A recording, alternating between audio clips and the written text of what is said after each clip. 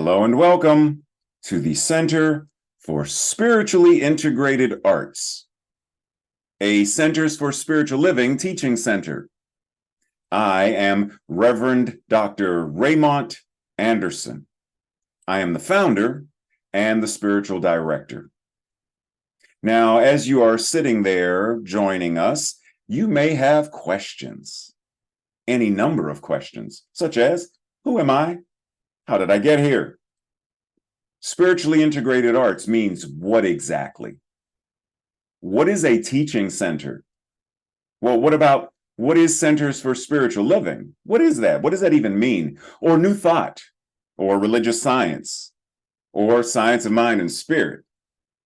You may have any number of questions about this specific community, about the parent organization, CSL, our philosophy, our teaching, our liberation theology. Any number of questions. Feel free to send an email. We look forward to connecting more and building our virtual community, our global community. And if you haven't connected yet on social media, feel free to do so. This is your invitation now. Also, did you know that all of our Sunday messages are archived on our YouTube channel? You can watch it anytime. Now, questions about anything, such as becoming a member. What does that mean? What does membership entail? And if you live somewhere far and already belong to a spiritual community, can you be a member of more than one? The simple answer is yes, you can. Just like you can shop at more than one grocery store, you can attend or be a member of more than one gym. We are building beloved community. So you can do both. You can be a member of both. You can be involved with both. That's what being in spiritual community means. So we welcome you. We invite you. We are so appreciative that you have found this community and that you have joined us today. We bless you. We love you. We welcome you. Live long and prosper. Sit back, relax, and enjoy the rest of our Sunday message. Love you. Connect with you soon. Blessings.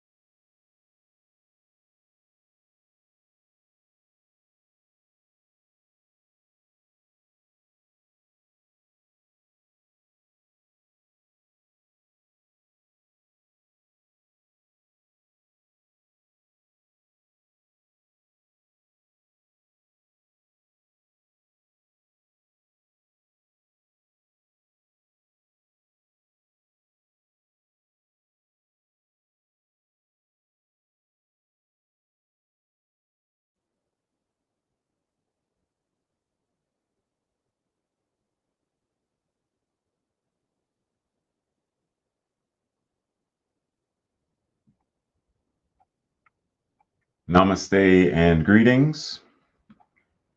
We continue our December lesson discussion and theme, up, up, and away. Today I fairly sizzle. Breathe that in. In general, in many ways, we talk about action. There's taking action, there's a call to action, act up, act now. There are many ways that we talk about action. For a film to begin, the director says, action, meaning it is time for the actors to start moving. And so there are many ways that these phrases are used, that these phrases encourage us to move out of a state of stagnancy, a state of status quo, a state of the commonplace. And yet, as we move out of this consciousness of commonplace, there is a divine injunction, there is a divine decree, mandate, command, etc., that invites us to move beyond just lip service of act up, act now, call to action. Because see, a lot of us talk about it. There are a lot of activists, active, act, acting, action. There are a lot of activists, whether it's social activism, sacred activism. There are a lot of activists who give lip service. There are a lot of people who say they are doing the work of being an anti-racist, and yet it's lip service. If we're going to truly change individually and collectively, we have to move beyond empty platitudes and lip service, such as the current condition of gun violence in the United States of America. There is the empty platitude that many people give when they say, there's another school shooting, we offer our thoughts and prayers. There's another church shooting, we offer our thoughts and prayers. There's another school shooting, thoughts and prayers. Nightclub, thoughts and prayers. Supermarket, thoughts and prayers. But there's no real action when it comes to policies and legislation, regulation of, empty platitudes and lip service. So if we truly desire to live in a world that works for all, a world of peace and equity, harmony, justice, health, and more, then we must not only hear, not only receive the divine injunction, but embody it and allow it to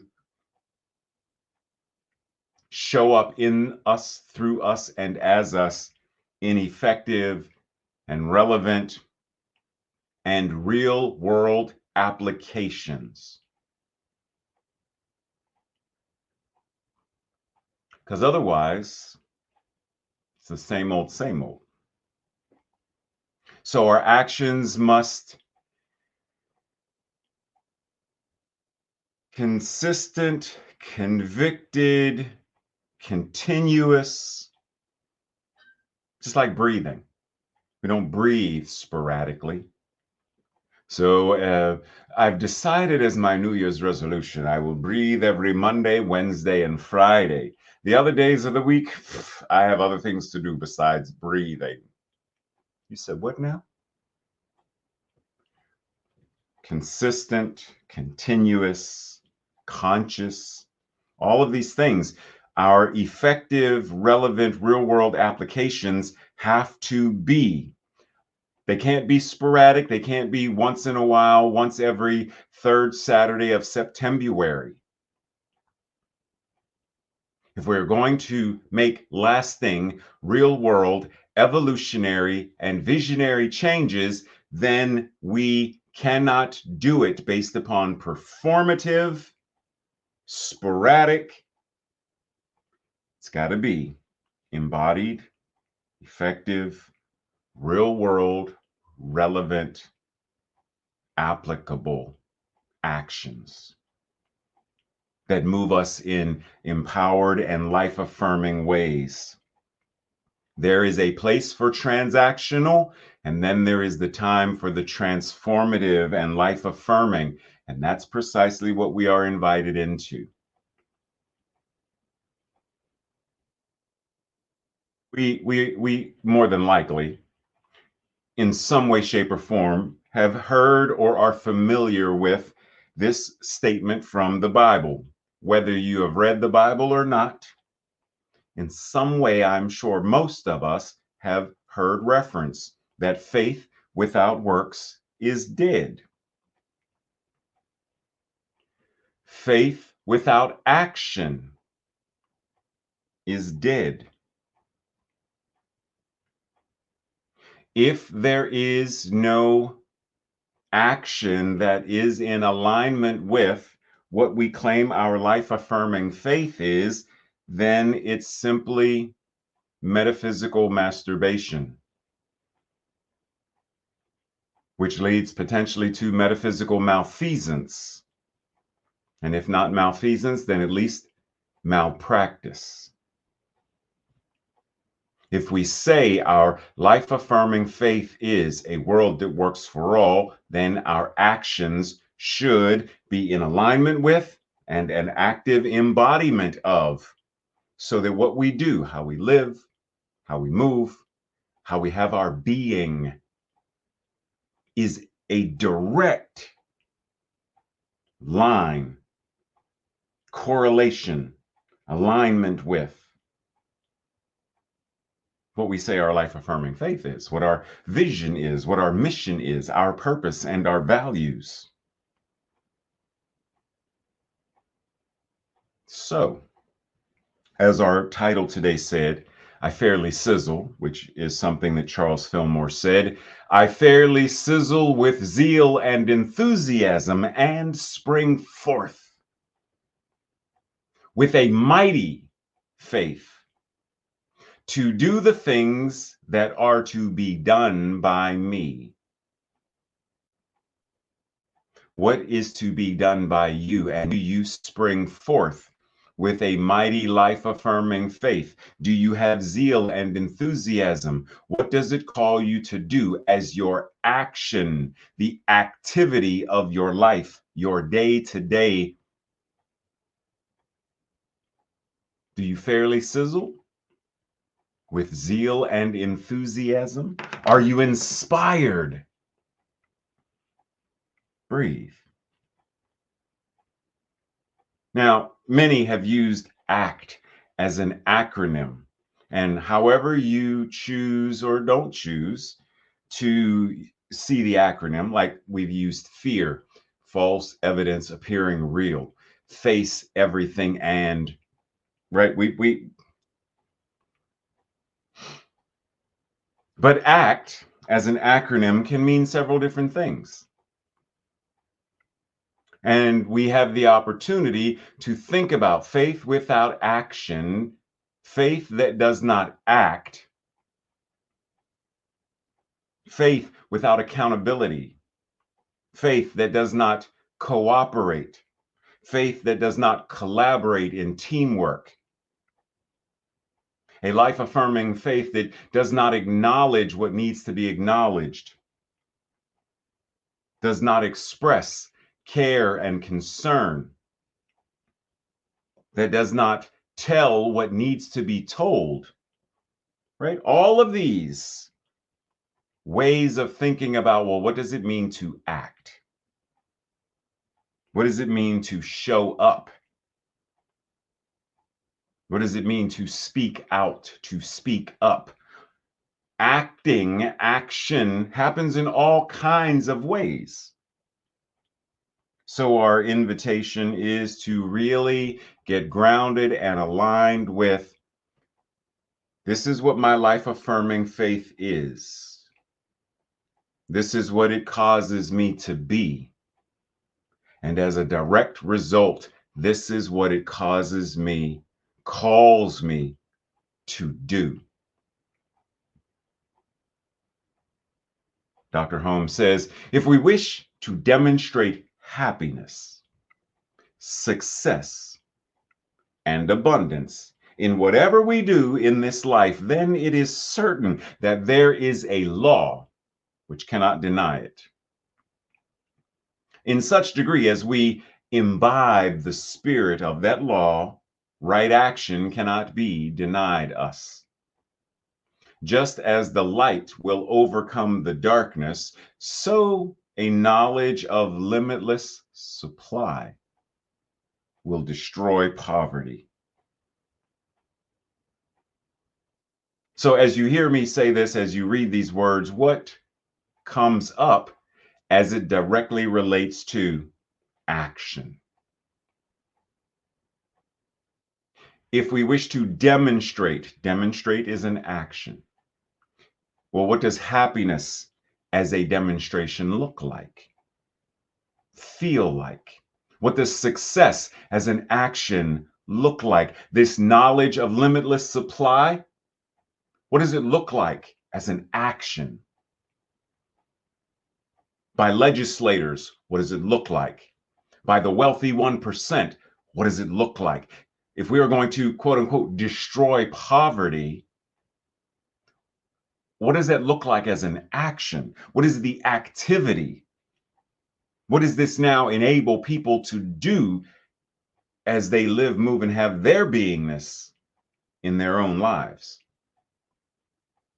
What is the fairly sizzle with zeal and enthusiasm? What is being sprung forth, and what is ours to do as it relates to this? Now, there are a lot of words in here and phrases that imbibe the spirit. You know, it gives this idea of separation and anthropomorphism, linguistic convenience, and poetry. The number one thing to think about and reflect on is, what is this passage? What is this phrase, this quote, inviting me to do with my life-affirming faith, my mental equivalence, my actions? It is very easy to say things about poverty and, well, it's their fault. It's their fault. They're to blame. If it wasn't for that wealthy 1%, and, well, if it wasn't for the consciousness of the founding fathers, it's easy to lay blame. And yes, there is a certain level of accountability. This is why it is important to teach history in an accurate manner. Not to blame or shame, but to hold accountable, to educate and teach, so that we can, when you know better, you do better. So rather than blaming and saying it's their fault, especially since where are we today? We can say the cause of what we are calling modern day poverty, the cause, the effect, the cause in consciousness, the cause in actions. What laws and legislations were put into place that directly correlate to this? Then let's reverse engineer it. What consciousness, what mental equivalent must we have in place in order to a world that works for all? Blame is a way of acquiescing and releasing ourselves of accountability and responsibility. Because if it's their fault, what am I supposed to do? You change what you have where you are right now. So rather than blame, even just as a slight sidebar, even as a concept, yes, I could blame family members or other people for abuses, neighbors for abuses, that were done to me. Yes, I could blame them. Well, the reason I have anxiety now and PTSD now and depression now is because of them. That very well may be. There is something they did as a cause that led to this effect. But the most important thing is, what am I choosing to do today about the anxiety, depression, PTSD? Breathe. Dr. Holmes says, everything that is of the nature of limitation is but the limitless flowing through us at the level of our acceptance of life, our mental equivalent.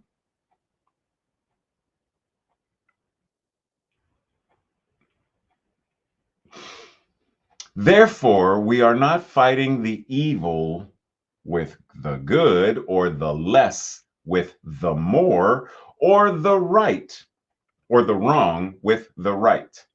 We are merely establishing at a higher level the action of that which is eternal and perfect.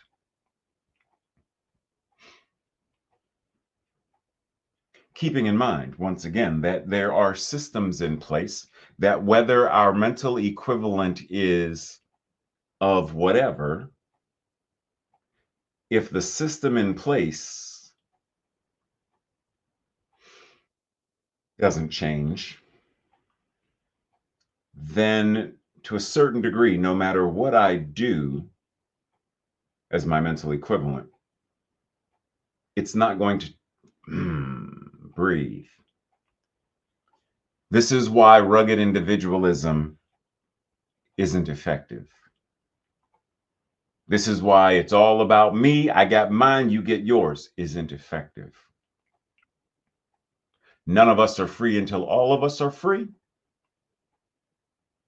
So whatever is causing this nature of limitation, whatever is causing it, whatever is perpetuating it, ours is the invitation to get real and to get honest about identifying the cause and changing it at the level of the cause. And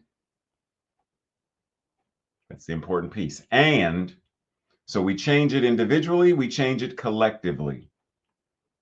We change it as our individual, and we change it as the systemic. We change both and. Otherwise, it's not really going to change. We're going to slip back into something we talked about, what I guess it was back in September, early October. We talked about this idea of somebody, anybody, everybody, nobody. Oh, there it is. It's on the slide, right? Back on September 29th, we talked about this. So let's revisit it with this consciousness of where we are today. There was an important job to be done, and everybody was sure that somebody would do it. Anybody could have done it, but nobody did it.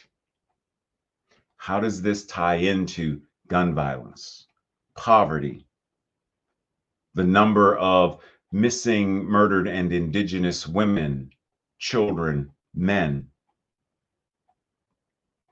Somebody got angry about that because it was everybody's job.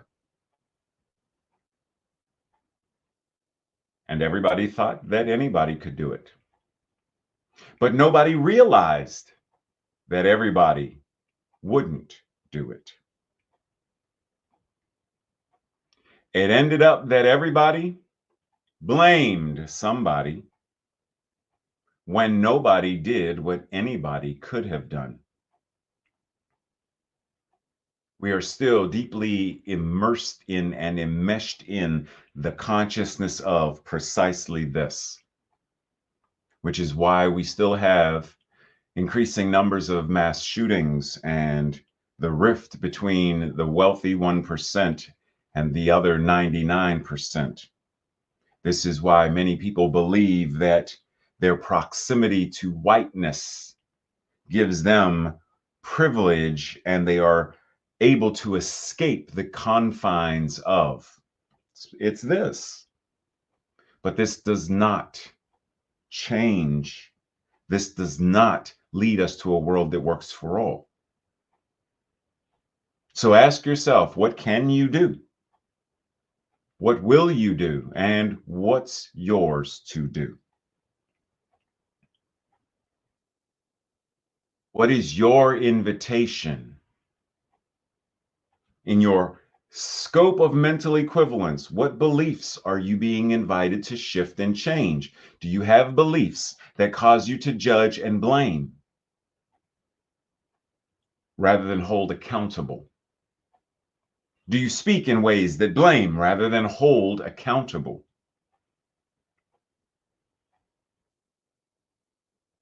And the invitation is both and. There are times that we are going to get it off our chest, we are going to blame. But then at some point, let me reclaim and get back to being grounded and aligned. And I realize now that now is the time for me to no longer blame. I got it out of my system. Now it is time to hold accountable. And now it is time to change what and do what is mine to do. The greatest good which our mind is able to conceive should be affirmed as a part of our everyday experience. From such daily meditation, we should venture forth into a life of action with the will to do, the determination to be, and the joy and a joy in becoming. How many of us are living like this every day? Venturing into life, joy in becoming. How many of us are stepping into even greater and greater spaces of living beyond the beyond, living a trans spiritual life? How many of us can identify what is the good within our minds? What good are we able to conceive of? Can I truly conceive of a world that works for all and affirm it? Not just as a empty platitude of, yes, we are creating a world that works for all. So what does that look like? Yeah, peace. That's really vague. Ooh, pick something. Schools. What is a world that works for all? What does that look like as it pertains to schools? Not colleges yet. We'll talk about from elementary to 12th grade. A world that works for all looks like what for those schools? Peace. That's too vague. Can you describe it? It's peacefulness. So that's a no. Joy. What? You get my drift. It is easy for us to simply speak the language of jargon without taking the direct inventory to really get grounded, really get clear on what are we talking about so that we can truly strategize and plan, meditate, contemplate, cooperate, collaborate in order to co-create a world that truly does work for all. Are you motivated to do that deep dive and inventory? What does it even mean to be motivated? Oh, motivation, act. Oh, there we go with that word again. Or process of furnishing, providing some incentive or the inspiration to take action. Are you motivated? Do you have the motivation to do what is yours to do? Do you have the motivation to even identify what is yours to do? Keeping in mind that Bible passage that references you have not because you pray amiss, and amiss being with the wrong motive or motivation. You lack the stimulation towards effective action.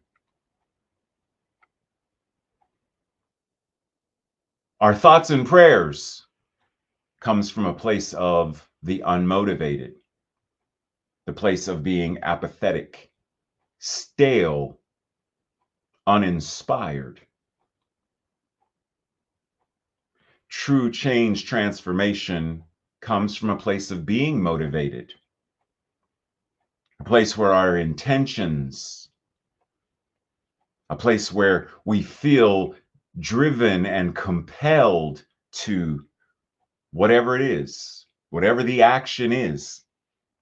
We are compelled to do so in such a way where, I don't know where I heard the story, but there was there's a story, a parable of someone who deeply wanted to know what enlightenment was and the meaning of life. And so they go find a guru on this high mountain somewhere. And they explain to the guru, this is what I want. And the guru doesn't say a word, simply motions for them to follow. They walk all the way down from the mountaintop, down to the beach or down to the river. And the guru walks into the river and motions for the person to follow. And the guy follows him into the river and motions him to come closer. And the guy comes closer. Now, at this point, they're about chest high in the water. And the guru grabs him and dunks him under the water and holds him there. And the guy is like, what am I being baptized or something? What am I? And he keeps holding him there. Well, now the guy is like, okay, I need to breathe. And he's still holding him there. I got to breathe. And he's still holding him. And he's still holding. And now the guy is thrashing and the guru's still holding him. And then he lets him go. And then man bursts up out of the water and that first breath. At which point the guru said, when you desire this purpose and meaning of life, this thing you call enlightenment, when you desire it to the degree that you desired that breath, you will realize that it is already yours. When we want a world that works for all, as much as the parable instructs, that man wanted that breath, it will already be done. We will already have stepped into the consciousness of it. But we collectively, we don't want it yet. We are not motivated to manifest it yet. Now, the question is, will we be? Will we ever be motivated enough? Do we really need to hit rock bottom? Do we need to almost be drowned, as the parable gave us? Do we need to almost be drowned in order to breathe? I don't believe we do. But we haven't yet reached a critical mass. Feeling organized and directed is intelligent creation, as Dr. Holmes says. Feeling organized and directed is intelligent creation. Is what we are feeling, is it organized and directed? Now, we're always feeling something, even if what we are feeling is apathy, laziness, or whatever, indifference, whatever labels we want to put on it. We are always feeling something, depression. We are always feeling something, anger. We are always feeling something, grief. But the question is, in what way is it organized? In what way is it directed? Because even in the chaos, there is organization and direction. But is it organization and direction into what we are desiring to create? So our remix says embodying and taking organized and directed action is to embody and consciously live from and as intelligent creation. Embodying is to embody and consciously live from and as intelligent creation. Embody it, be it. And then the zeal and the sizzling and the springing forth will happen naturally, just like the guy bursting out of the water did not need to pause and think about, let me remember, what is it like to breathe? He took the breath because his body, which is intelligent, knew what it needed to do. Respiration. When we are embodying it, we will automatically know what to do. But the funny thing is, many times, goes back to the idea of lip service and empty platitudes. We think that our motivation and our organization and our embodiment means that everything must have its neat little, perfect little. And so we get caught up in this idea of perfectionism. We get caught up in this idea of being obsessed with the structure of, which then prevents us from actually doing the work. This is what happens a lot with people who are activists, whether it's regarding racism or sexism or anything. A lot of people get obsessed with the structure, and they unconsciously, because to do the other thing, there is a different level of feeling and investment. And rather than go there fully, let us be right here. All we need to do is, yes, we are saying, give peace a chance. Well, Mother Teresa said that, I will not attend an anti-war rally, but if there's ever a pro-peace, and so we obsess over the quote as an excuse, as an out from actually doing the work. Because there is no pro-peace rally, but there is an anti-war rally. Well, I don't want to be, Dr. Holmes said, be for something and against nothing. And so I don't want to,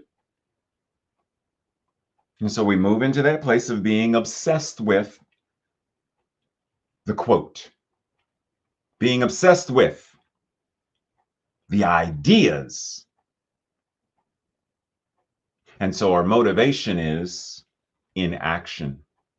Our motivation is stay out, stay away, rather than do what is ours to do.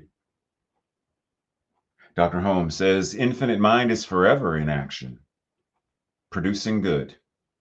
This action is the activity of each person. Infinite mind, capital, nope, there was a capital. So God is forever in action. And because God is infinite goodness, God produces infinite good. And this action, which is God, is the activity of each person.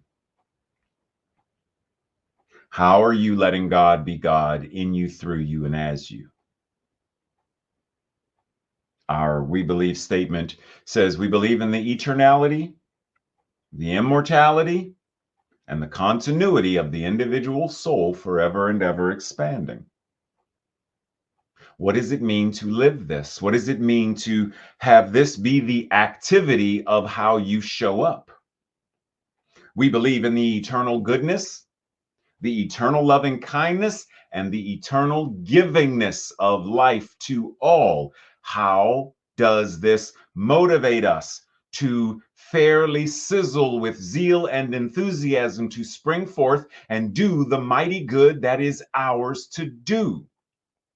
Or are we so obsessed with the organized quote and structure of, hey, it's a beautiful phrase and it's a beautiful poem and it's a beautiful, ah. Yeah, but what are you doing? How are you embodying this so that everyone, whether they directly understand it or not, is benefiting from this eternal loving kindness and goodness? As if we're not doing that, then it really doesn't matter. Lip service. It really doesn't matter. Empty platitudes. Dr. Holmes says, there are going to be changes in our lives from hour to hour and day to day, and we cannot escape them. It is the nature of the universe. Let us accept change and make the most of it. Capitalize on it. And yet, the action of the law never changes. But the direction of the action is always up to us. Once again, what is your invitation individually? What is your invitation in this that motivates you, that inspires you, that calls you, that commands you into a new level of life-affirming faith and action? What is in this for you to embody, and how do you do so? How do you change this from day to day, hour to hour, moment by moment? How do you accept it, embody it, capitalize on it? How do you, the law of action, the law of mind in action, the activity of the law, whatever you want to call it, how do you direct it within your own life to make life-affirming changes, visionary and evolutionary transformation individually and collectively?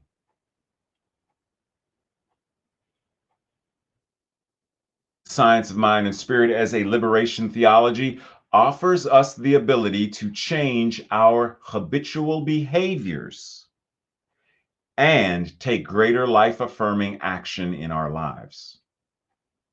Actions that benefit not only us individually, but actions that create ripples that benefit the entire collective, even when the collective doesn't realize it. The collective consciousness that was once slavery and Jim Crow segregation was unable at the time to see how diversity, equity, and inclusion not only benefited people of color as their liberation came to be, but how their liberation was a catalyst that also liberated the oppressors. The same goes for the LGBTQ community and liberation of the LGBTQ and women's liberation and because it's all connected. None of us are free until all of us are free. We have the agency to steward our divinity into measurable actions, and those actions accumulate. And as they accumulate, they are the very things, the tipping point, they are the very things that bear fruit, that demonstrate and manifest that which we are referring to as a world that works for all. How are we shifting our mental equivalence in order to manifest and create? Breathe. This week's affirmation, our declaration, I will say it first, and if this resonates with you, I invite you to say it with me on the second go round. I act in ways that demonstrate my embodiment of infinite love, joy, wonder, and power. together. I act in ways that demonstrate my embodiment of infinite love, joy, wonder, and power. So it is. Breathe. I act in ways that demonstrate and embody. This week's journal questions or Thursday night study questions.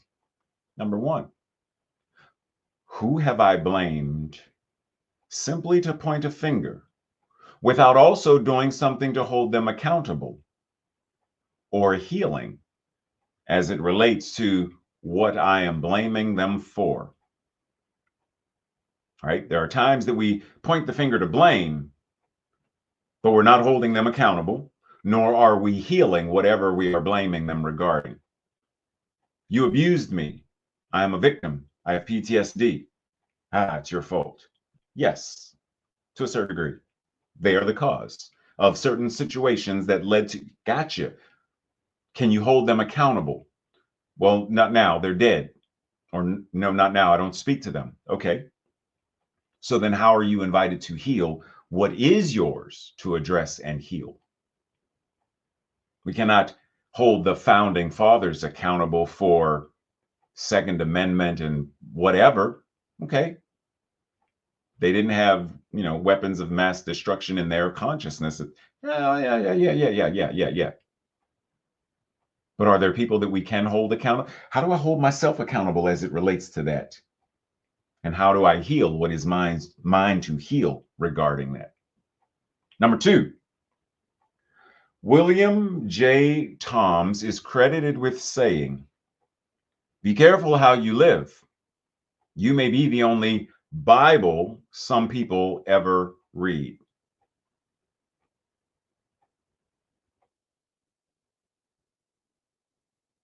What does this mean to you as it relates to science of mind and spirit? Be careful how you live. You may be the only example of science of mind and spirit 4.0 that someone ever sees and feels. Be careful how you live. You may be the only religious scientist that someone meets in their lives. Be careful how you live. You may be the only demonstration, the only embodiment of a world that works for all that someone may be exposed to. Be careful how you live. Be mindful how you live. Number 3, what habits, behaviors, actions do I engage in that right now? What do I engage in now that are not as life affirming as they could be? And what will I do this week? What will I do this week that will change them, that starts the process of changing them, that starts the process of healing so that I can transform and be less engaged in them? Number 4, what have I put off? Who have I not helped? When have I relegated something as being for somebody else, someone else, anybody else to do? And why have I not done it? That's not mine to do. Now, is it really not yours to do? Or are you simply hoping that anybody, somebody else will do it? And lastly, what is the quote by Charles Fillmore inviting you to do? Once again, I fairly sizzle with zeal and enthusiasm and spring forth with a mighty faith to do the things that are to be done by me today. Breathe. As we enter into that space of absolute awareness, declaring what we know to be true, I do fairly sizzle with zeal and grace and joy and love and enthusiasm and inspiration, and I am motivated, and therefore I spring forth. All that I am, I spring forth and do exactly what is mine to do. Pray, mine to do. Meditate, mine to do. Vote accordingly, mine to do. Have courageous conversations, mine to do. Whatever that may be, I choose to do it. Deliberately, consciously, consistently. I choose to do what is mine to do. That which is the activity of spirit, God in motion, incarnating in through and as me, is not demonstrating as apathy and indifference. That is blasphemy. That is a waste of my divine creative truth. That's like saying, yes, I just won the Powerball and Mega Million, and I now have $700 million, but I'm going to spend, invest, and utilize none of it. But you're a millionaire, and yet you are living as a pauper. Many of us are doing that exact same thing with this thing called God, and yet in this moment right now, what I am declaring in, through, and as myself, knowing that what I say about me is true for all who are right here, right now, watching this, right here, right now, embodying this word, that which God is in, through, and as us, this infinite life-affirming abundance, this infinite goodness. We believe in the eternality, the immortality, and the continuity of the individual soul forever and ever and ever and ever expanding. We believe the ultimate goal of life to be a complete emancipation from every discord of every nature, and that this goal is sure to be attained by all. That this activity of spirit is living, moving, and having its beingness right now, in, through, and as us. And so we use that full power that God is as us. And in so doing, we change, we transform, we metamorphosize individually and collectively. And as a result of doing what is ours to do, of doing what is mine to do, I bring about, from the active embodiment to the active demonstration and manifestation of, a world that truly works for all.